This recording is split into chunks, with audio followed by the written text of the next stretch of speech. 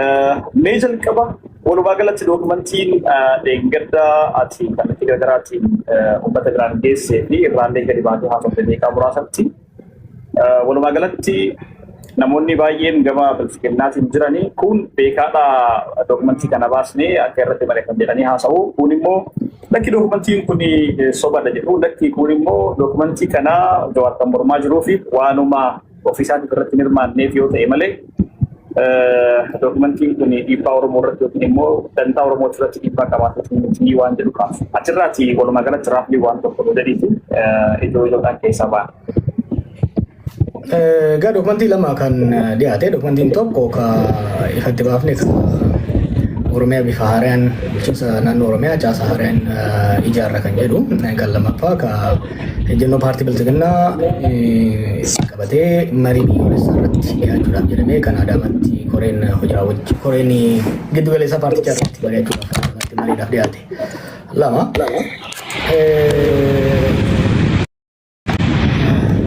Beekati isaa erganii osoo hin beekne isaa erganii maaniif hirmaanneef illee haa taatu there is a public interest. Kun waan hiree uummata miliyoona 44 jedhanii gariin miliyoona 60 somewhere around there hiree akka uummata Oromootti hiree uummata ammasii akka uummata Itoophiyaatti hiree uummata miliyoona 130 olii affect waan godhuuf irratti mari'atamuu qaba. There is overwhelming public interest in this document. Kan itti argadhee fi maali isaan qoratanii irraa ga'anii garuu akka malee illee haa dhufu dhimmoonni as keessatti hammataman akeeka imala qabsoo uummata Oromootii fi uummatoota Itoophiyaa waggoota 50-60 dabran deeman irratti jijjiirama guddaa kan fidudha. Hiree biyyi tun gara fuulduraa uummanni kun gara fuulduraa qabu irratti dhiibbaa guddaa kan qabudha. Pozitiif ta'uu danda'a, negatiif ta'uu danda'a. Irratti mari'achuun dirqama.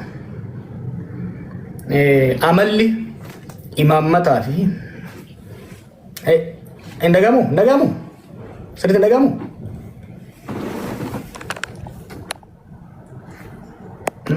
Wayyaani. Regardless of what dhimmi kun dhimma biyyaatii fi dhimma uummataati. Wanti tokko dhaabatuu qaba Itoophiyaa fi Oromoo gidduuttis. Imaammanni when we say policy kun policy wali it's about we're talking about constitutional amendment waa'ee heera mootummaa jijjiiruuti kan haasa'u jiru. Heerri mootummaa wixineen dhiyaatee sadarkaa adda addatti uummanni bulleessee irratti wal falmee irratti walii galee irratti tadaraadareeti kan gara seeratti jijjiiramuu qabu. Waan paartiin tokko koree jiddu galeessaa isaatitti icciitiin dhandhaaree biyya irratti fe'uu danda'u miti jechuudha. Duraan akkana danda'amuu ni danda'ama ta'a amma garuu hin danda'amu. Bara teknooloojiin jabaate kanatti bara dammaqinni keessattuu mooraa siyaasaa Oromoo hedduu ol ka'e kana keessatti icciitiidhaan waan tokko dhandhaarree icciitiidhaan bilcheessinee itti feena taanaan waan hin taane jechuudha. Kanaaf irratti mari'atuun barbaachisaadha. Anis saniifin fuudhee dhiyeessee akkuma yaadatu hoggaan dhiyeessu toltu famtuu salleen dhiyeessine qabxiilee 4 gurguddoo irratti yaani dhiyaatee jira. Constitutional amendment akka heera jijjiiruutti tokkoffaan waa'ee federaalizimiin amma jiru kasabdaneessaa kun akka jijjiiramu yaadni dhiyaatee jira. Lafti hanga ammatti bara baaroo tumsaatiif zagayyaas fa'aa irraa kaasee hanga ammatti mootummaan lafti kan mootummaaf kan uummataatti yaadu jiru ture. San keessa darbamee argamu akka lafti kan dhuunfaa akka taatuu fi meeshaa mala walitti akka gurguramu akka dandeessu piraayivetaayizii akka taatu yaani jedhee dhufee jira. Magaalota gurguddoo Dirreedawaa fi Finfinnee dabalatee sadarkaa federaalaatti akka jijjiiramu kan jedhu dhufee jira. Sirni bulchiinsaas Prime Minister irraa gara Presidentiitti haa jijjiiramu yaani jedhu. These are very very important fuulduree biyya saniitiif. Kanaaf mariidhaaf dhiyaachuun isaanii barbaachisaadha. Nutis har'a waan silaa isaan godhuu qabani waan kana silaa godhuu qabu paartii biyya bulchuutu gadi ba'ee uummata wajjin waan kana ifatti irratti mari'atee yaada fudhachuu qaba ture jechuudha. Waan silaa isaan godhuu qaban nuti waan gooneef nu galateeffatamuu qabna malee hedduun isaanii nu galateeffataa jiru. Waltajjii dhoorgamanii achitti ukkaanfamaniiti kan jirani. Kanaaf gammachuu qaban waan kan dhiyeessuu keessatti yatta.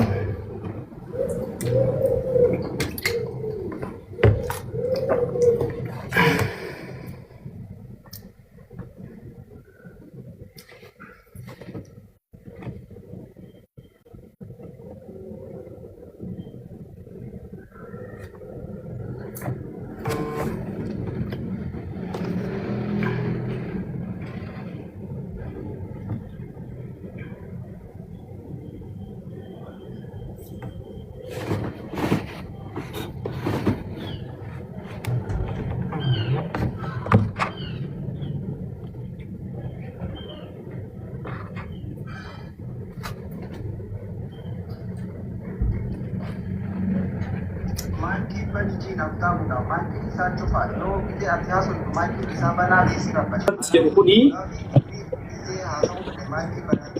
dhagama sagaliti I think TikTok irratti sagaleen qollaan fakkaate amma dhagahamaa jira anatu mute godhee ture dhiifamaa akkasuma jeeqnee fi of kalcha warri gama TikTok irratti dhufaa jirtanii sagaleen gamaa gamanaa booda dhufe akka walirra qunnee fi mute godhee ture dagadhee gaafii tokkoon kaasaa fi jiru obbo Jawaari namoonni gama kana hordoftanis akka nu dhaggeeffatanii fi ajandaalee ijoo afran kan keessaa waa'ee lafaa irratti qabxii ijoo si kaasuu barbaada. Lafti sirrichaadhaaf dhiyaachuun yookiin immoo lafti gara dhuunfaatti deebi'uun isaa dhiibbaan inni qabu maali warra jedhamtu jiru. Lakkii dhiibbaan inni qabu guddaadha. Darguutu deebisee gabara darguuti as waa'ee lafaa fooyya'aa fi jabaachaa dhufee lafti kan qonnee bulaa fi horsiisee bulaa ta'ee uummanni keenya irraa badhaadhaa ture malee waan dhabe qabu waan jedhan kaasu. Baala abbaatummaa deebisaa waan jedhu immoo achi taasisaa tajaajiloota. Gama kaaniin immoo deemogiraafiin biyyaa warreen jijjiiranii jiru. Yaada kana akkamitti wal simsi? Badiin inni fiduu danda'u maali? Dhimma kana narra na caalaa warri beeku warri yeroo dheeraa qorannaa gurguddaa irratti godhe waan jedhaniif gara fuulduraa affeertee akka irratti mari'achiiftuun barbaada.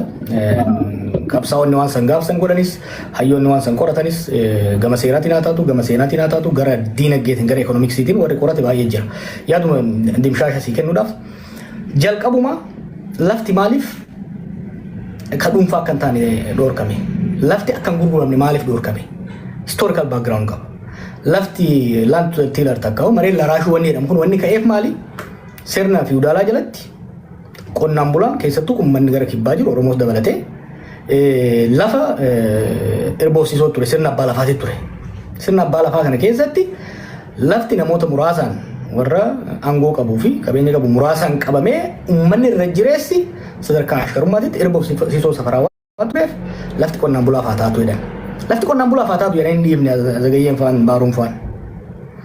Qonnaan bulaan kuni seeraan lafa kennitee fi yoo calliftee itti dhiifte dureessi kaleessa saameetis maal godhees callaa harkatti qabate yoo qonnaan bulaan kun akka gurguru hayyamtuuf taate bifa adda addaatiin gaafa qonnaan bulaan kun waan adda addaatiin rakkate lafa kana deebisee mallaquma kaleessa saamee kiisha kaayattisaniin deebisee fudhachuudhaan qonnaan bulaa kana ciisanyuma kaleessatitti deebisa. Lafti qabsoo guddaadhaan harka qonnaan bulaa seente tun deebitee baatiidha. Okay. Sanii as jijjiiramni gurguddaan dhufee jira. Itoophiyaan, Oromiyaan sadarkaa lafti odoo kan dhuunfaa taatu taate qonnaan bulaan hin miidhamne irra geenye irraa kan kun mari'atamuu danda'uu qaba. Yaada kana yaadadha gaafa gaaddisa hooggansa Oromoo irra turre mariidhaaf akka dhiyaatu akka yaadaatti abii dhiyeessaa ture. Hayyoonni gurguddaan hoogganoonni keenya bakka jiranitti jechuudha. Odoo wanni sana hin gahin wanni sun diigame jechuudha. Kun silaa bullaa'ee mari'atamuu qabu ture akka hayyoota biyyaatti akka hooggansa siyaasaatitti. Maal ta'uuf deema sitti fakkaate akka amma laallutti fakkeenyaa fi maqaa liizii jedhuun maal taate adda wayyaanee jalatti warra wayyaanee seera mootummaa godhan lafti akka hin gurguramne godhan. Haa ta'u garuu luuppoolii itti fayyadamuudhaan maqaa liizii jedhuun lafa naannoo magaalaa naannoo Finfinnee naannoo Adaamaa jiru kana mootummaan qonnaan bulaa irraa fuudhee gurguraa ture. Imagine yoo bilisa kan gootu taate waan waggoota 20 kana qonnaan bulaa Finfinnee naannoo saniitti irra ta'e sadarkaa Oromiyaatti maltiplaay godhuu deemtaa jechuudha. Sadarkaa baadiyyaatti dhalatteetitti. Haga ammaa kan mootummaan gurgurachaa jiru daldalli gurgurachaa jiru lafa magaalaa mana irratti ijaaruudhaaf warshaa irratti ijaaruudhaaf kan gurguramaa jiru. Lafa baadiyyaa gaafa akka gurguramu kan hayyamtu taate qonnaan bulaan xindii takka xindii lama qabu kuni hiree akkamii qaba kan jedhu waan irratti mari'atamuu qabu. Waan qorannaa guddaa gaafatu waan marii guddaa dibeet guddaa gaafatudha. Ani akka jedhaa maan dhufin kan jedhu miti garuu osoo hin bullaayin iccitiidhaan galma keessatti bilbila namoota irraa guuranii Republikaan gaardiidhaan marsiisanii mariin goone jedhanii istaamba chaappaa irratti deemuudhaaf deeman kun dogongora guddaadha yaadeen qaba.